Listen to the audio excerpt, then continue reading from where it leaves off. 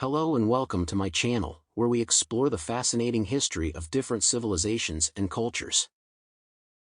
Today, we are going to learn about how Rome was founded, one of the most influential and powerful cities in the ancient world.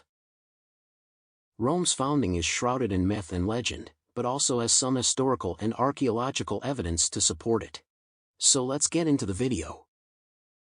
One of the most well-known myths in Roman history is the tale of Romulus and Remus.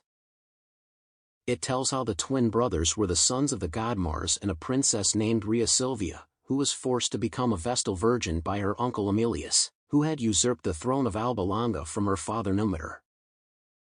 Aemilius ordered the twins to be thrown into the river Tiber, but they were miraculously saved by a she-wolf, who nursed them in a cave called the Lupercal. They were later found and adopted by a shepherd named Faustulus and his wife Acca. Romulus and Remus grew up as brave and adventurous young men, unaware of their royal blood. They became leaders of a band of outlaws and eventually discovered their true identity. They decided to overthrow Aemilius and restore Numitor to the throne. They also wanted to build a city of their own on the banks of the Tiber, where they had been rescued as infants.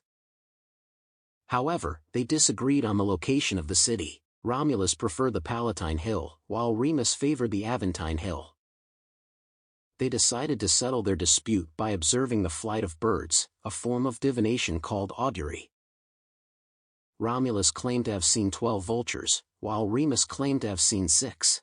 They argued over who had seen the birds first and who had seen more.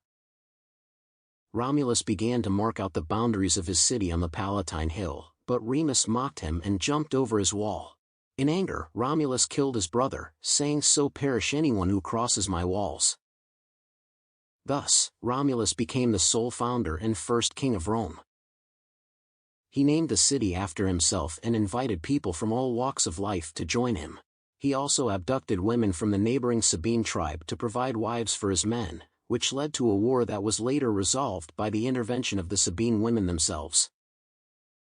Romulus ruled for many years until he disappeared in a storm, believed to have been taken up to heaven by his father Mars.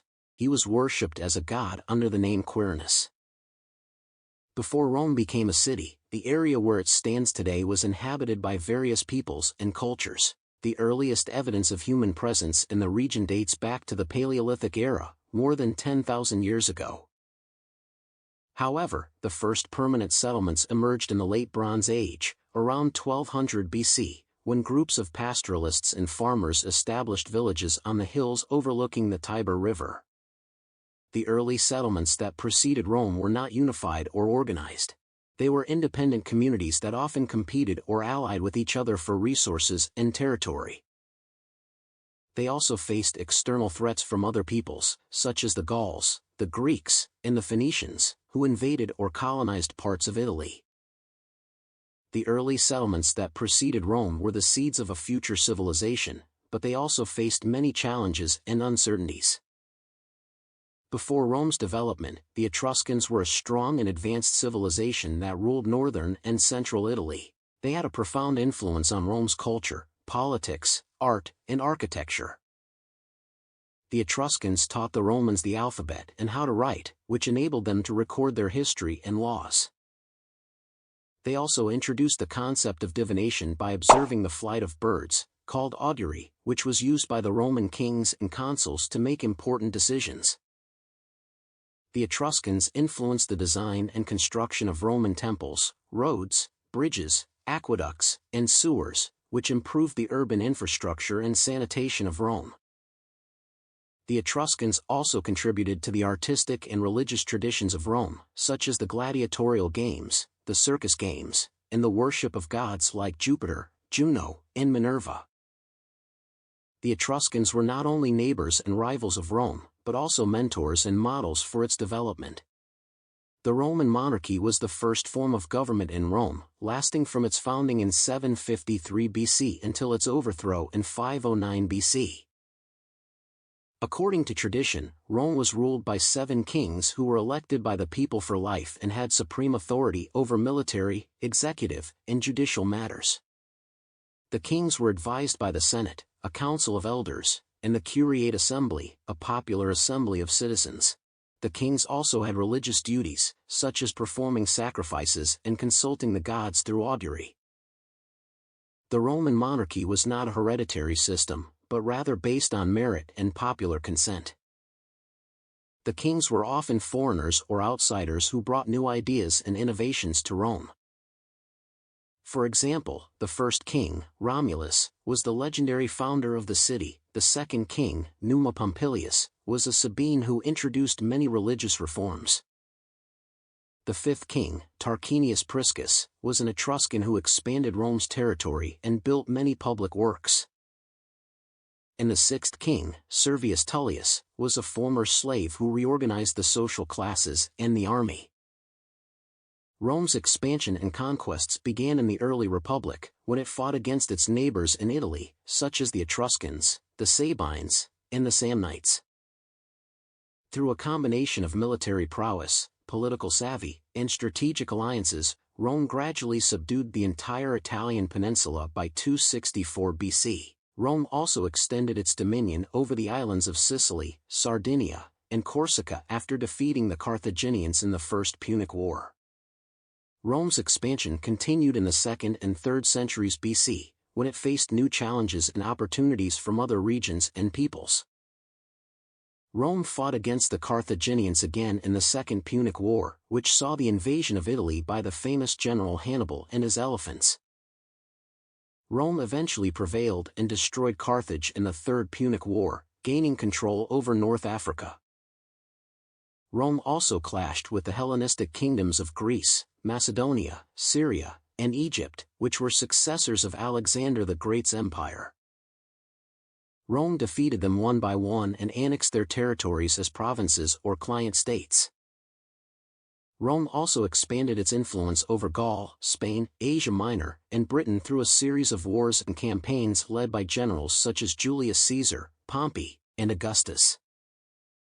In 509 BCE, a group of noblemen led by Lucius Junius Brutus and Lucius Tarquinius Collatinus ousted Tarquinius Superbus, the last king of Rome, who had turned into a despot and usurper. The noblemen abolished the monarchy and established a new constitution that divided the power among different magistrates elected by the people. The most important magistrates were the two consuls, who had executive and military authority and served for 1 year. The consuls were advised by the Senate, a council of wealthy and influential citizens who had legislative and financial power. The people also had a voice in the government through various assemblies, such as the Curiate Assembly, the Centuriate Assembly, and the Tribal Assembly, which elected magistrates, passed laws, declared war, and ratified treaties. The Roman Republic was based on the principle of shared and limited power, checks and balances, and the rule of law. The Republic also had a complex system of unwritten customs and traditions, known as the mos maiorum, which guided the behavior and morality of the Romans. The Republic also had a flexible constitution that could be amended or reformed to adapt to changing circumstances and challenges. The Roman Republic was not a democracy, but an oligarchy, where a small elite of wealthy and powerful families dominated the political scene. These families formed factions and alliances to compete for offices and influence. The Republic also faced many internal conflicts and crises, such as the struggle between the patricians and the plebeians for political and social rights, known as the conflict of the orders. The rise of popular leaders and reformers, such as the Gracchi brothers, Marius, Sulla, Pompey, Caesar, and Cicero, and the civil wars that erupted between rival generals and politicians, such as Caesar and Pompey, Antony and Octavian, and Brutus and Cassius. The Roman Republic ended in 27 BCE, when Octavian, the adopted son and heir of Julius Caesar, defeated his last opponent, Mark Antony, at the Battle of Actium. Rome and its immense empire were now ruled solely by Octavian. He changed his name to Augustus and established a new system of government that preserved the outward forms of the Republic but concentrated all power in his hands. He became the first Roman emperor and inaugurated a new era of peace and prosperity for Rome, known as the Pax Romana. The Roman Republic was one of the most remarkable achievements in human history. It laid the foundations for Western civilization and inspired many generations of thinkers and leaders. Rome's legacy and impact on the world are profound and enduring, spanning various aspects of human civilization.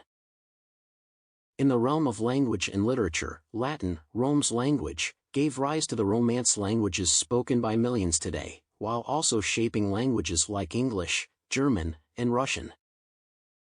Roman literary giants like Virgil, Ovid, Cicero, and Seneca continue to inspire writers and poets throughout history. In the domain of law and politics, Rome's emphasis on equality before the law and civil rights laid the foundation for legal systems across Europe and beyond, with the 12 Tables and the Justinian Code serving as enduring references. Rome's republican model of governance, featuring elected leaders and citizen participation, has left an indelible mark on political thought and institutions worldwide. Rome's multifaceted impact remains a testament to the enduring influence of this great civilization on our global heritage. I hope you enjoyed this video on how Rome was founded and learned something new and interesting. Rome was one of the most remarkable civilizations in history, and its legacy and impact can still be seen and felt today. If you liked this video, please give it a thumbs up, share it with your friends, and subscribe to my channel for more videos on history and culture. We appreciate your interest and will see you again soon.